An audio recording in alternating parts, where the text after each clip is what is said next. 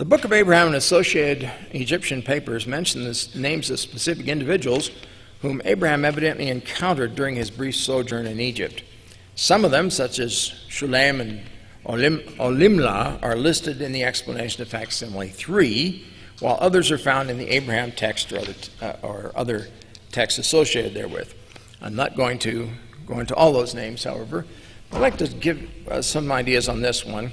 Abraham 1:11 describes Onitah as one of the royal descent directly from the loins of Ham, whose 3 daughters were sacrificed because they would not worship the Egyptian gods.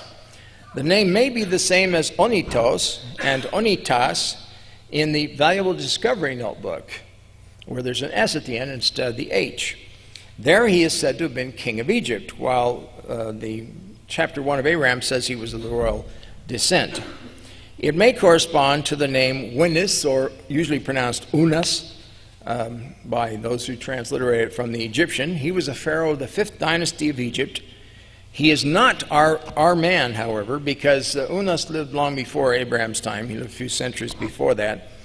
But and there is an Egyptian text that indicates that the pharaoh Unas ate the boiled body parts of gods, by which most Egyptologists assume that it means he was a cannibal. He was eating not gods but humans. And if that be the case, it does make it look a little suspicious that this is the guy in whose day his daughters are being offered in sacrifice. 2 related Egyptian terms may give us clues about the meaning of the name Unas. The first is Wenut, up there in the upper left, meaning priesthood, and the second, Wenueti, meaning astronomer, both of which play an important role in the Book of Abraham, which describes Abraham's teachings of astronomy to the Egyptians and the rival claims of Abraham and Pharaoh to patriarchal priesthood authority. Oh, that's not the one we want. There we go.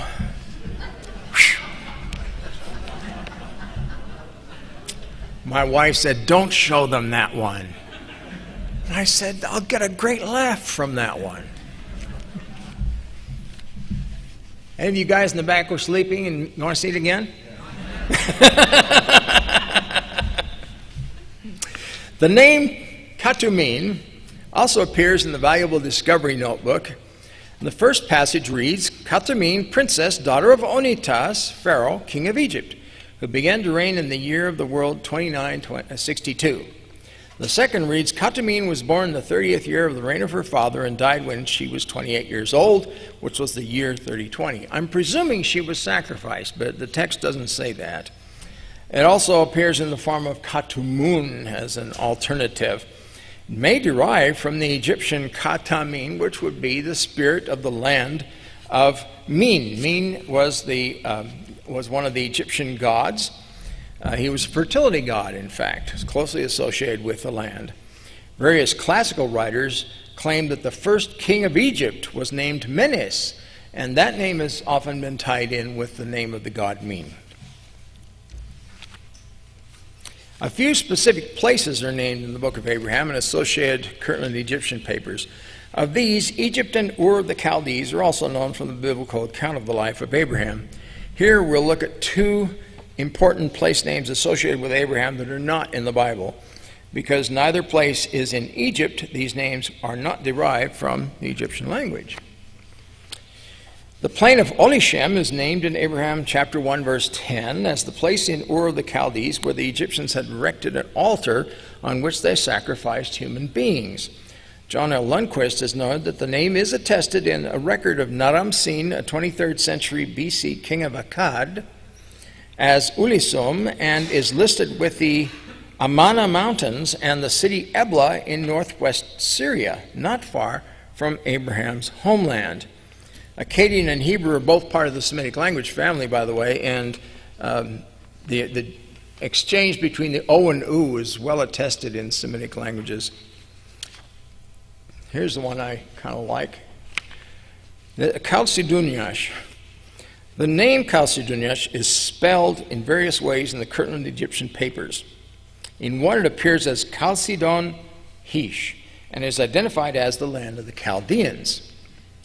This meaning is also given in another of the texts where it is spelled as Za-Kie-On Hiash and also Kal-Sidon Hiash. It appears as in other forms, other spelling forms as well in those documents. The ending Yash is interesting to me. It is known from the name of the Kassite god Shuryash and the names of some of the Kassite kings of Babylon, Kashtilash, Kara-Indash, Bornaburiash. The Kassites controlled Mesopotamia during the 17th century BC. This, of course, postdates the time of Abraham. He was 20th century BC. But it's hard to ignore the fact that the Kassites called Mesopotamia Kar-Dunyash, which closely resembles the name found in the Kirtland Egyptian papers, with the interchange of the L and the R again, which are common between Semitic languages and those in the broader language family, which includes Egyptian, called Afroasiatic. A Falasha text called Ta'azazat Sanbat, the commandment of the Sabbath. Falasha, by the way, those are the black Jews of Ethiopia. In describing Nimrod's attempt to kill Abraham because he would not worship the idols, noted regarding the furnace into which he was tossed, from that day until today it is called Kaladawan, which sounds very much like these two. Not identical, but it's similar. The name is evidently to be tied to the Akkadian term Kaldu, a people identified with the biblical Chaldeans, or Kasdim in Hebrew, in whose land Abraham lived at the time he was brought for sacrifice. According to the conflict of Adam and Eve, an early Christian text, among the Magi who came to visit the newborn Jesus, one account names Kar-Sundas, king of the east. I have his name at the bottom of the list, but look how closely it corresponds to the others. There's something below the surface here, and I'm not quite sure what it is, but we'll continue to work on it. As we have seen, many of the names, wasn't supposed to do that till I push. What did you do to me? Okay. Well, I don't care. As we have seen, many of the names associated with the book of Abraham and related documents have valid ancient etymologies. To be sure, there remain unanswered questions, particularly about the so-called alphabet and grammar, but it is hard to ignore the hits in the book of Abraham. The number of names that are authentically ancient far outnumber those for which we cannot at present establish an etymology, making coincidence an improbable explanation. That holds for the names, not necessarily for the words that are found, for example, in the grammar materials. I'm ready for the questions.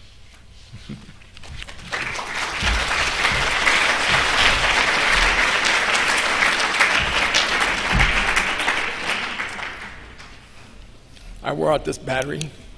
We got one, we got it early on. So You've got one. Is Ralenos an authentic Chaldean word, and if so, does it mean hieroglyphics? As far as I know, it is not Chaldean, and the term Chaldean is rather confusing anyway. In Joseph Smith's day, the term Chaldean usually referred to Aramaic. Some of the books of the Old Testament are in Aramaic rather than in Hebrew, and some are part Hebrew and part Aramaic. Daniel, for example, beginning with chapter 2, verse 5, I think it is, and all the way through to the end of chapter 7 is all, or no, chapter 6, is all in Aramaic. The rest of it's in Hebrew.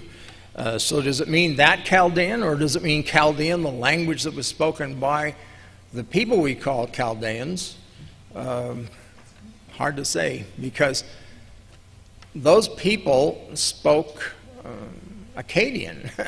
That's what we call it, at least. I don't know what they called it, but the question isn't phrased in such a way to really give it a good answer. But as I did mention, the original manuscript does say called that in Egyptian, and as I said, I don't think it has anything to do with it meaning specifically that in Chaldean, whatever that is. But it does make sense if it is the language of God, which would be hieroglyphics, the language of the priests. Same thing as far as I can see.